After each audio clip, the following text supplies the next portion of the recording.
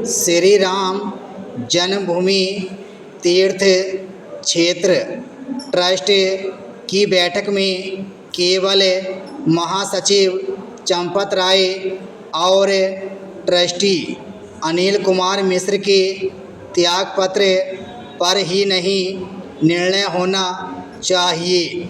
इसी के साथ ट्रस्ट को कुछ ऐसे ठोस फैसले भी लेने चाहिए जिनसे संदेह के बादल छंटे और लोगों को भरोसा हो कि भविष्य में मंदिर के चढ़ावे की देखरेख और हिसाब किताब समुचित तरीके से होगा।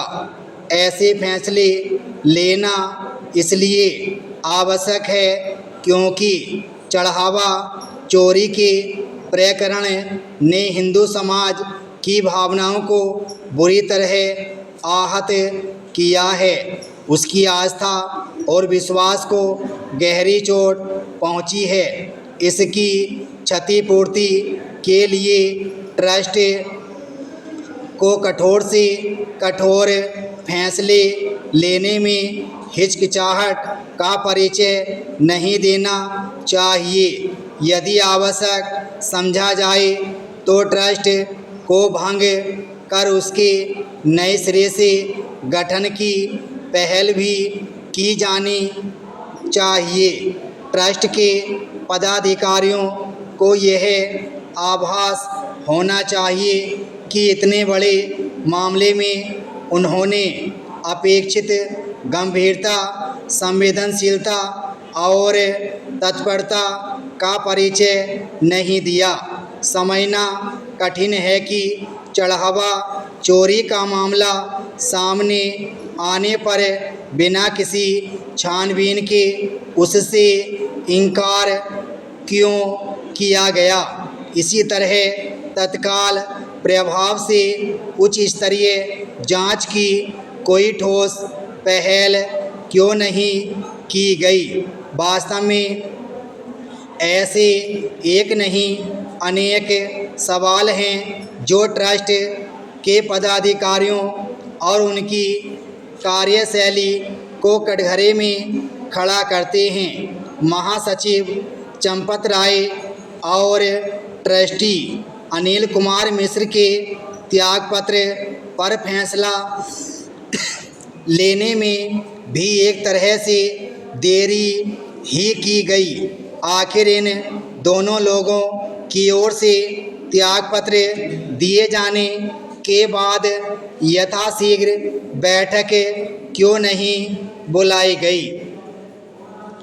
यह मानने के अच्छे भले कारण हैं कि ट्रस्ट के कुछ पदाधिकारियों ने आवश्यकता से अधिक अधिकार हासिल कर रखे थे और सब कुछ अपने ही हिसाब से कर रखे थे।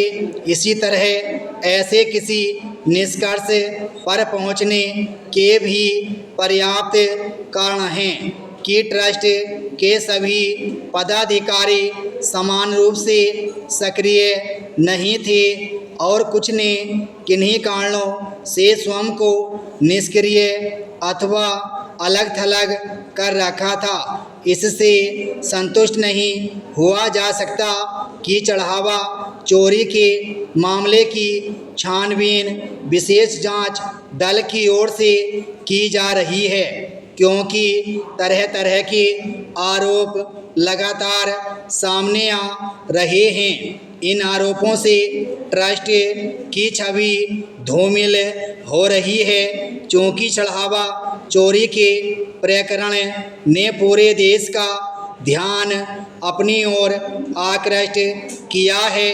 इसलिए राष्ट्रीय स्वयंसेवक संघ, विश्व हिंदू परिषद और भाजपा के साथ साथ केंद्र एवं राज्य सरकार को भी यह देखना होगा कि इस मामले में वास्तव में दूध का दूध और पानी का पानी हो।